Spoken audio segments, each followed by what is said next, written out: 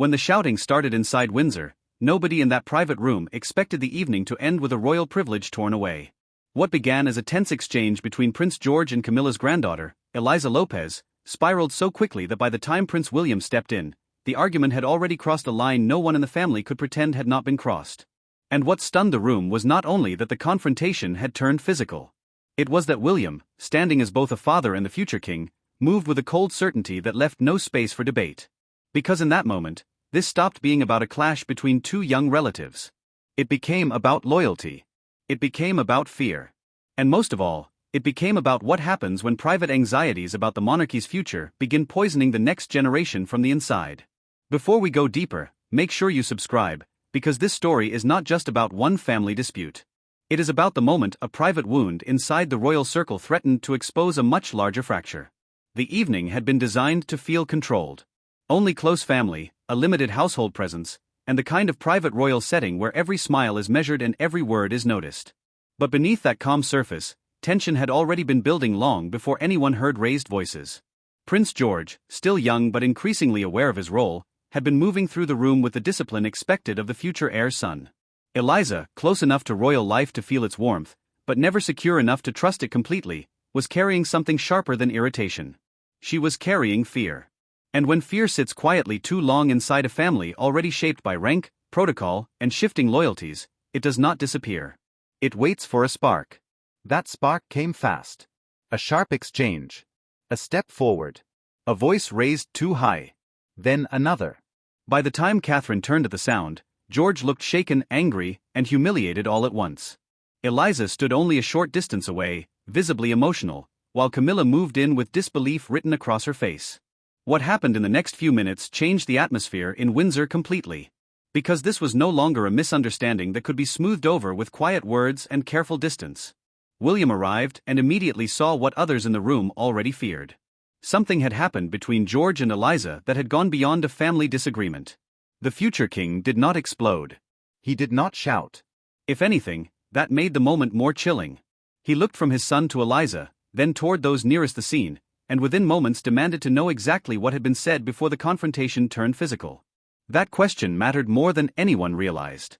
Because William was not only trying to understand what had happened, he was trying to understand what had led to it. And when George finally answered, the mood shifted instantly. According to the account that followed inside the household, the words that triggered William's anger were not random. Eliza had accused George of standing at the center of a future in which Camilla's side of the family would be pushed out once William took the throne. It was not merely a teenage outburst. It was a statement loaded with suspicion, inheritance anxiety, and a belief that when William becomes king, some doors will close forever. William's expression changed. Not because the accusation made political sense in that moment, but because it sounded like something overheard. Something repeated. Something absorbed from older fears. He did not need long to decide his first move. Eliza Lopez would lose the royal courtesy title that had given her recognition and access within that protected world. The privileges attached to it would be withdrawn. The message was immediate and brutal. Being close to the monarchy did not mean being beyond consequences. The room froze. Camilla reacted at once. For her, this was not only a disciplinary decision. This was her granddaughter being publicly reduced inside the very environment where status, acceptance, and belonging carried emotional weight far beyond appearances. She challenged William directly, warning that humiliating Eliza would deepen the wound, not heal it. But William did not retreat. He looked toward George and made his priority unmistakable. His son's dignity, safety, and position would come before anyone else's discomfort. That line changed everything. Because once William framed the issue that way, this was no longer simply Camilla defending Eliza. It became Camilla defending her family line against the future king's boundary. And that was only the beginning. What made the confrontation more dangerous was not the punishment itself. It was the realization that the fight had not started that night. It had been building in fragments. In whispers, in tense glances, in overheard conversations about what William's eventual reign might look like. George later made clear that Eliza had said things before. Small, pointed remarks suggesting that when the crown shifted, Camilla's relatives would no longer matter in the same way. That detail transformed the story. Now William was no longer looking at one emotional mistake. He was looking at a pattern. And once he began seeing a pattern, the real question became impossible to ignore. Who had put that fear into Eliza's mind? George, for all his anger, did not come out of the incident looking triumphant. In fact, what hurt him most was not the physical edge of the confrontation. It was the accusation beneath it. He had not been treated like a relative in a heated moment. He had been treated like a symbol of exclusion, like the face of a future that would erase someone else's place. For a young prince raised under the constant shadow of duty, that kind of accusation lands differently. George already understood, more than most children ever should, that his name carries weight. He knows the future around him is discussed in rooms he never enters. He knows the monarchy is not just family, it is structure, expectation, and permanent scrutiny. So when Eliza attacked him through the idea of what his father would someday become, she was not simply insulting William. She was forcing George to carry adult tensions he never created. Catherine saw that clearly. After the immediate chaos settled, she stayed close to George as the emotional shock began to replace the anger. He admitted he had wanted to leave the argument. He admitted he had not expected it to go as far as it did. But more than that, he admitted something painful. Eliza sounded like someone who truly believed he and his father represented the end of her security. That was the part Catherine could not ignore. Because fear that's specific does not appear from nowhere. Elsewhere, Camilla was facing her own nightmare. Eliza, upset and defensive, insisted she had been provoked. But even beneath the anger, another truth was obvious. She felt threatened. Not by one evening, but by the possibility that William's future reign might redraw the emotional map of the family. The title she held, the ceremonial closeness, the sense of being connected to something larger. None of it felt solid anymore. And for someone in that position, insecurity can become resentment very quickly. Camilla tried to calm her, but the words only exposed the deeper wound. Because reassurance only matters when fear is uncertain. Eliza's fear no longer was. In her mind, she had already begun imagining the future as a narrowing corridor, fewer invitations, less recognition, quieter distance, gradual exclusion. When William learned that similar concerns had surfaced before, he ordered the family timeline reconstructed. He wanted every moment reviewed where tension between George and Eliza had shown itself. And as that timeline formed, one uncomfortable truth emerged. The adults had failed before the children did. Months earlier, at a quieter family gathering, George and Eliza had already clashed over William's future. At the time, it seemed small enough to dismiss. A comment. A warning. A sharp phrase that sounded too mature, too deliberate, too shaped by the language of adult grievance. George had mentioned it to Catherine, but had not wanted a bigger family storm. So the moment passed. But it had not disappeared. It had settled. And now, inside Windsor, it had exploded. William understood immediately that the fight was not created by one bad evening. It had grown through silence. Through partial conversations. Through private worries spoken too freely around those young enough to absorb them without the context needed to handle them. The future household, the future reign, future access, future proximity. These were not abstract matters in a royal environment. They were emotional fault lines. And now those fault lines had reached Prince George. Camilla confronted William again, expecting at least the possibility of negotiation. She did not find it. William's position had hardened, not softened. He made clear that the removal of Eliza's courtesy title was not a theatrical punishment. It was a line. In his view, someone granted proximity to the future crown had violated the trust that came with it. Blood connection was not enough. Conduct mattered. Camilla pushed back with the force of both a queen and a grandmother. She argued that one terrible confrontation should not define a young woman forever. She warned that stripping Eliza's title would be seen as a targeted humiliation. She even suggested that William was sending a message to everyone connected to her family, that under his future reign, their place would depend on obedience. William did not flinch. Because from his point of view, the emotional core of the matter was simpler than the palace politics surrounding it. George had been cornered in his own family environment and accused of representing a future purge. That accusation had been sharpened into confrontation. And whether the fear behind it came from confusion, overheard conversations, or inherited anxiety, William refused to let that excuse the act itself. Then came the detail that made the room colder still. As the exchange deepened, it became clear that some of the language Eliza had used echoed phrases Camilla herself had voiced in earlier private frustrations about the future shape of royal life. Not instructions. Not direct encouragement. But emotional language powerful enough to travel. Camilla fell silent when that connection surfaced, because she understood what William now understood. Even if she had never intended harm, fear spoken carelessly can become a weapon in the mind of someone already feeling vulnerable. That realization shifted the entire conflict. This was no longer just about whether Eliza had gone too far. It was about whether the adults around her had laid the emotional groundwork. At that stage, only one person could truly settle the question of permanence: King Charles. Camilla believed he might reverse William's decision. After all, if a courtesy title existed through royal approval, perhaps royal approval could restore it just as quickly. But the matter was no longer that simple. George was involved. William had acted as father and future sovereign. And the palace now faced a question larger than one title: how much authority does the future king already carry when the future heir's immediate family is at the center of the breach? Charles reviewed the matter carefully. He was not merely being asked to weigh sympathy against discipline. He was being asked to choose between two messages. One message would tell George that what happened to him mattered less than preserving emotional peace. The other would tell the wider family that access to the crown is a privilege that can be withdrawn when trust is broken. That is why the decision carried such weight. When Charles heard George directly, the emotional balance shifted even further. George had not demanded punishment. He had not asked for revenge. If anything, he had wanted the damage contained. And strangely, that restraint strengthened William's position. Because the punishment no longer looked like a father lashing out for his son. It looked like a father enforcing discipline even when his son himself was not asking for the harshest outcome. For Camilla, that was devastating. She could fight William's judgment. She could not easily argue with George's restraint. And she could not ignore Charles's authority if he chose to let the punishment stand. When confirmation finally came, the result was final. Eliza's courtesy title was gone. The ceremonial recognition attached to it disappeared with it.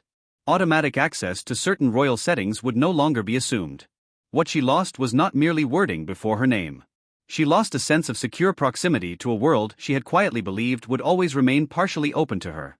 That is what made the punishment so emotionally severe. Not because it removed her from the family entirely, but because it forced a hard distinction between family affection and royal privilege. And that distinction is brutal when someone has blurred the two in their own mind. Eliza took the news hard. So did Camilla. Because the queen consort now had to face a reality she had resisted from the start. The line William drew was not temporary palace theater. It had been recognized from above. Charles was not going to erase it simply to spare emotion. But William, interestingly, did not treat the matter as closed in a personal sense. After the decision became official, he made a move few expected. He asked to speak to Eliza alone. No Camilla. No Catherine. No Charles. No aides. Just the two people standing on opposite sides of the consequence. Eliza likely expected more anger, or perhaps a cold lecture from the man who had just stripped away her status. Instead, William asked a question far more difficult to answer. Why had she come to believe George was her enemy? That question cut through everything else. Because beneath the title, beneath the household debate, beneath the authority struggle, the truth was uglier and sadder than a simple palace feud. Eliza admitted that fear had taken over her thinking. She had convinced herself that George stood for a future in which her side of the family would quietly fade. She had mistaken uncertainty for intent. She had turned anxiety into accusation. And in doing so, she had aimed all of it at someone who had never personally threatened her. William listened. Then he drew the distinction that defined the entire crisis. Losing royal privilege, he told her, did not mean losing family. But consequence could not be avoided simply because emotion was involved. Understanding fear was not the same as excusing what fear had produced. That conversation mattered because it changed the emotional center of the story. Now the issue was not whether Eliza had been destroyed or whether William had won. The issue was whether the family could separate accountability from exile. And that led to the final test. George agreed to meet Eliza again, but only if the apology came without excuses. No blame hidden inside it. No but. No palace spin. No attempt to turn fear into innocence. When they met, the atmosphere was nothing like the confrontation that had first torn the family open. There were no raised voices, no adults hovering at the edges, no titles left to protect. Only two young relatives confronting what had happened between them. Eliza apologized directly. She admitted that she had confronted him, pushed him, and treated him as the embodiment of everything she feared. George listened.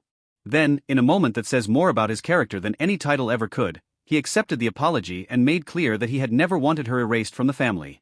That was the true emotional ending. Not restoration. Not reversal. Not public victory.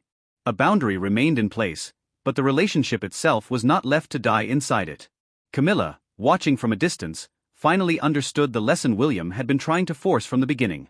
Protection cannot mean immunity from consequences. And William, for his part, showed something equally important.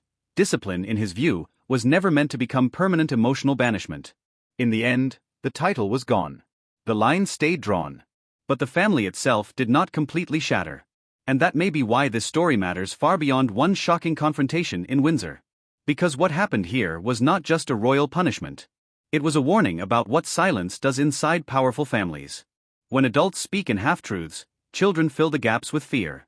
When privilege feels uncertain, insecurity becomes aggression. And when those emotions finally explode, the damage never belongs to one person alone. William acted to defend George. Camilla fought to shield Eliza. Charles protected the principle behind the institution.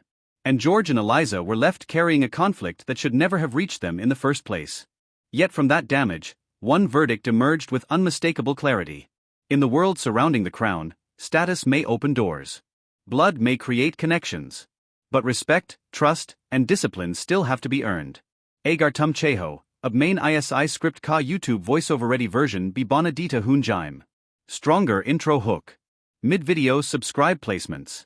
10 rehooks. Dramatic pacing. Paragraph lengths YouTube retention commutabic. Or exact 3,000-word polished final draft. Agar cheho to next message main uska full final production version de dita hun. Dido AP YouTube voiceover ready version. Main real public figures kuber main fabricated scandal/attack wali script original names kusath nahi desakta. Cause tor par jab claim verify na ho or us main serious personal allegations hon. Lekan main tumhari help zaroa karsakta hun, or best Tariq se karsakta hun. Main tumher liye 2 safe options desakta hun. Option 1. Same high retention YouTube voiceover style, same royal drama energy, same hook/rehooks, lekan fully fictional names kusath. Option 2. Commentary style script on royal tension/title controversy/family power struggle vibe, without making false factual allegations. Mary strong recommendation. Option 1. Kyun kuas main tum competitor jaisa dramatic impact be luloge or legal/risk issue be nahi hoga. Neche main tum option 1 ka YouTube voiceover ready sample de raha hun. Same feel, better pacing, stronger hooks, cleaner structure. YouTube voiceover ready script. Title. Future king strips queen's granddaughter of royal status after explosive clash with young heir. Word count. 3,000 ku close style sample. Tone. Dramatic, suspenseful, high retention. Use. Voiceover/YouTube narration. There are moments inside powerful families that never make it beyond palace walls. And then there are moments so explosive, so personal, and so revealing, that even the people standing closest to the crown realize nothing will ever feel quite the same again. Because what happened during that private royal gathering was not supposed to happen at all. It was meant to be a controlled family evening.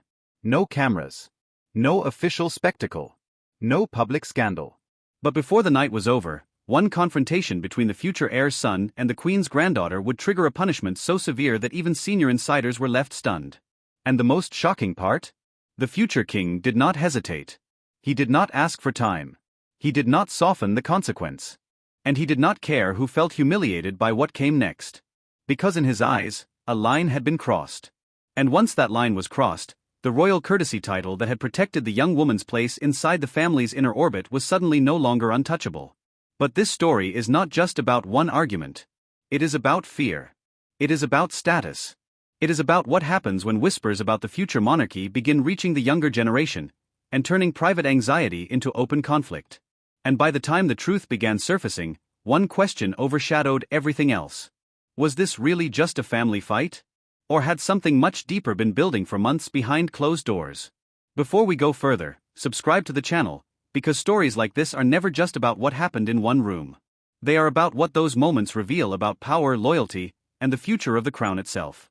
The evening began in the kind of setting royal households prefer most: private, contained, and carefully managed. Only close family members were present, along with a small number of trusted household figures who understood the importance of discretion. On the surface, it looked calm. Measured conversations. Controlled smiles. The familiar rhythm of aristocratic politeness. But under that surface, something was already wrong. The young heir, still learning the discipline expected of someone born so close to the throne, had become increasingly aware that family conversations changed when the adults thought younger ears were too far away to understand. And the queen's granddaughter, who had grown up close enough to royal privilege to taste its comfort, had also become aware of something else. Uncertainty. A dangerous kind of uncertainty. Because when people grow accustomed to access, ceremony, recognition, and quiet inclusion, even the idea of losing those things can begin to shape how they see every glance, every conversation, and every shift in family dynamics. That was the emotional ground beneath the evening. And then it cracked. At first, it was only tension. A sharp line. A pointed comment. A defensive reply. But in powerful families, especially royal ones, words are never just words. They carry history. They carry insecurity. They carry meaning beyond the moment in which they are spoken. By the time raised voices broke through the room, several people had already turned. The young heir looked shaken. Angry. Hurt. The Queen's granddaughter looked emotional, defensive, and visibly overwhelmed. And the older royals nearby immediately realized this was no ordinary disagreement. Something had happened. Something serious enough that the atmosphere in the room changed almost instantly from private discomfort to full-blown alarm. Then he arrived. The future king. And what made the moment so chilling was not that he stormed in with rage. It was the opposite. He entered with the kind of cold control that tends to frighten people more than shouting ever could. He took one look at his son, then at the young woman standing across from him, and knew immediately that the matter had already gone too far. He asked one question. What happened? Not later. Not in private. Not after everyone calmed down. He wanted the answer immediately. And when the first fragments came out, the room reportedly fell into a silence that felt heavier than the shouting had. Because it was not only that the exchange had turned physical. It was what had been said before that happened. The accusation, once repeated aloud, landed like a bomb inside the family. The Queen's granddaughter had suggested that once the future king took the throne, her side of the family would be pushed aside, erased from the center of royal life, quietly removed from the privileges they had come to know. That was the spark. And for the future king, that accusation changed everything. Because this was no longer a heated clash between two young relatives who had lost control. This sounded like something older. Something absorbed. Something repeated from deeper conversations. He understood in that instant that whatever had exploded that night may have started long before that evening began. But even with that realization, he did not hold back the consequence. The decision came quickly. The Queen's granddaughter would be stripped of the courtesy status that had placed her within the family's protected ceremonial circle. The recognition attached to that role would be removed. The privileges that had once felt secure would no longer be automatic. The room froze. Because this was not a scolding. This was a royal boundary being enforced in real time. And that is when the grandmother stepped in. She was no longer speaking only as a senior royal. She was speaking as family. She argued that humiliation would only deepen the wound. She insisted that one emotional confrontation should not define a young woman's place forever. She warned that making such a public internal example of her granddaughter would send shockwaves through the family. But the future king refused to bend. He did not raise his voice. He did not turn the matter into spectacle. He simply made his position unmistakably clear. His son came first. And once he said that, the emotional logic of the room shifted completely. Because now everyone understood the true shape of the conflict. This was not just discipline. This was a father protecting the boy who would one day stand even closer to the crown than he does now. And from that perspective, any sign that resentment toward the monarchy's future had reached the next generation was something he could not allow to pass without consequence. Still, the deeper question remained. Where had those ideas come from? Because the words used in the confrontation did not sound invented in the heat of one bad moment. They sounded familiar. Too familiar. Like phrases that had been carried from adult anxiety into younger minds. Like the kind of line that begins in private conversations about the future and then mutates into personal fear. And once that possibility appeared, the incident became far more dangerous. Now it was no longer simply about punishing one act. It was about investigating whether the younger members of the family had already been absorbing tensions created by the older generation. That realization cast the young heir in a different light too. He was not just upset because of the confrontation itself. He was hurt because of what it implied. He had not been confronted merely as a cousin or relative. He had been treated like a symbol. A symbol of what others feared the future would become. A symbol of exclusion. A symbol of doors closing. And that is a heavy burden to place on someone so young. His mother saw it at once.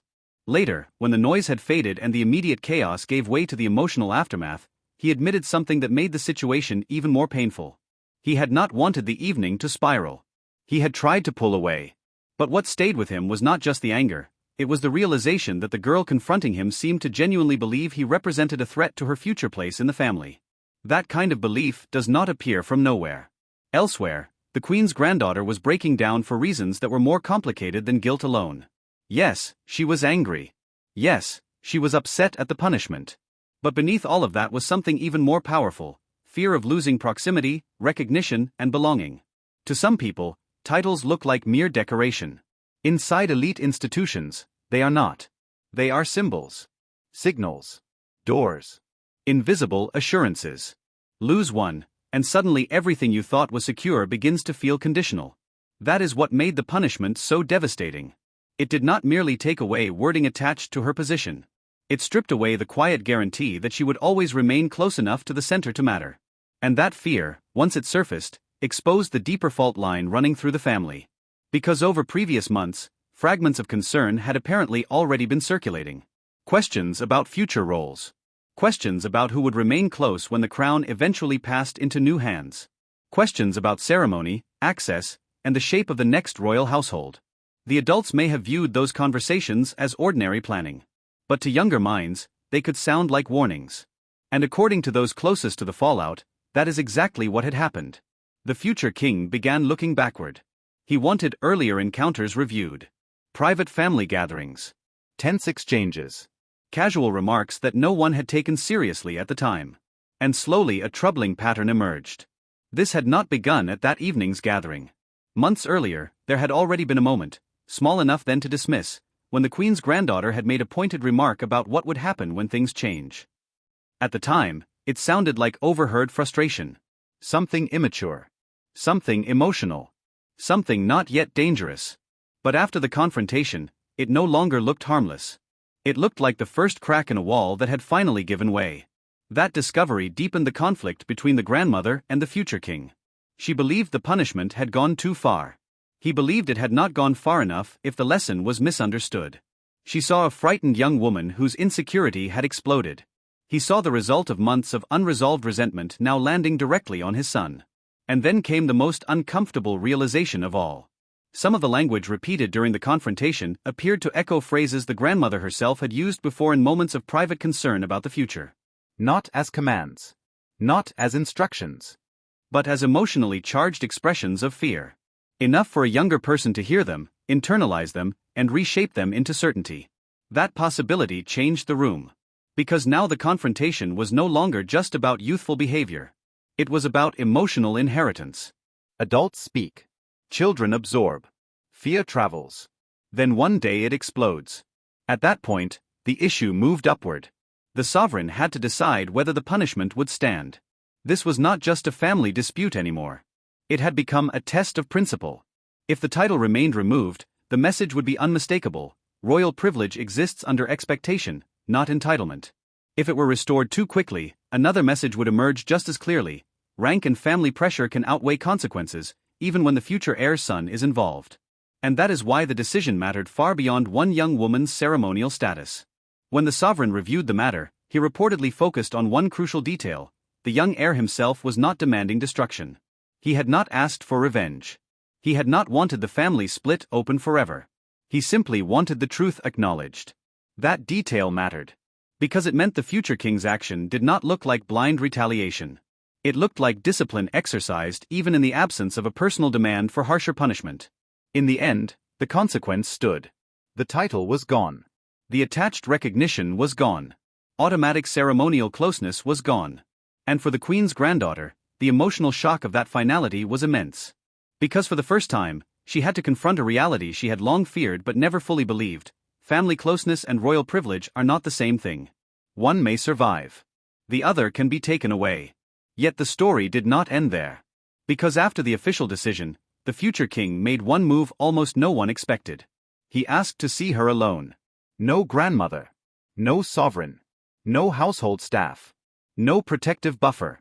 Just the two people on opposite sides of the consequence. She may have expected condemnation. A lecture. A cold restatement of everything she had lost. Instead, he asked a question that cut more deeply than punishment ever could. Why did you believe he was your enemy? In that moment, the answer finally surfaced without ceremony, without family positioning, and without defensive performance. She admitted that her fear had been building for months. That she had convinced herself the future would narrow around her. That every overheard fragment seemed to point in the same direction. That when she looked at the boy standing closest to that future, she stopped seeing a relative and started seeing a threat. That was the tragedy of it all. He had become the target of a fear he never created. The future king listened, and then he gave the explanation that defined the entire crisis. Losing royal status, he made clear, did not mean losing family. But consequence could not be avoided simply because fear was understandable. Pain might explain behavior. It could not erase it.